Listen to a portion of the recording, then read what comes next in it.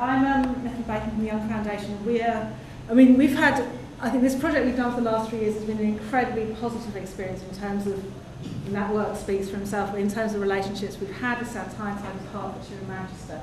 And seeing something go through there, as a research organisation we don't often see, when people take these quite abstract things that we start off with and put it right at the heart of the organisation and really change the work they're doing with us. And it's been a great experience. But what I want to talk about now is in some ways the sort of hard reality of how this relates to the world we're living in at the moment, and where we think this work might go over the future, and just to sort of share some thoughts about how this kind of needs to move on. Why now? So we started the project 4 years ago, and since then this has become something that is much more mainstream in local government, it's much more mainstream in central government, it's something that's being taken much more seriously internationally. The OECD is thinking about this, a host of international organisations. A part of that is about the response to recession has fueled interest, and people are thinking now about if the traditional market mechanisms have let us down, what are the other ways we can think about, how else can we think about progress, what are the other things that may indicate how we develop as a society.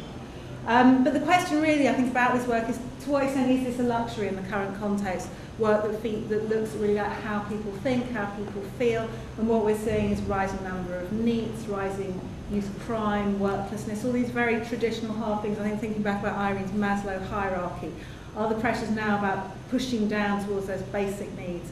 Or how can we stay at this level where we're thinking really about what goes on in people's heads, how people feel about where they live, and what that means in terms of public policy. And one of the conversations we've had, as part of this project, but I think as part of our wider work with local government, people are talking to us a lot about resilience, about what it is that makes some people succeed and overcome adversity and other people fail at the first hurdle.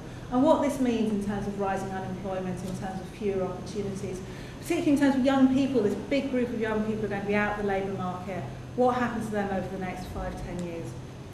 So this is our kind of questions now, really. So what does this mean in terms of this work? What does it mean in terms of our understanding of well-being, these fantastic practical examples you've just seen? What does that mean in terms of how we boost individuals' resilience to enable them to deal with all these shocks? What does it mean for communities? What does it mean for how people live, how people arrange their lives? And what does it mean for local government and its partners in terms of how they intervene in what goes on there? So these are our kind of questions, and this is early thoughts. I've done a great deal on this, but it seems to us there are two very different sorts of resilience. There's the resilience that enables you to live in a very tough community.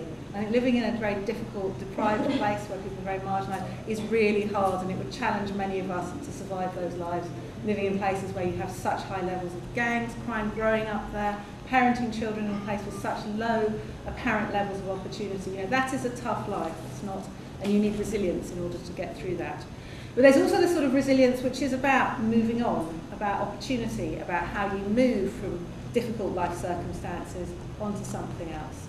So these are sort of polar things. It's the two meanings of resilience. One is sort of about surviving, and one really is about opportunity. And how, the thing we're interested in is how do you shift people from the first kind of grim, terrible grim pictures into something a bit more happy. And where does well-being come into this? And we think well-being is a really valuable tool in how this works.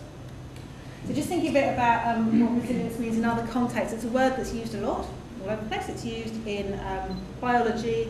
It's about the recovery of plants after drought. It's about how organisms, plants, animals survive natural shocks, how they survive drought, volcanoes, what have you.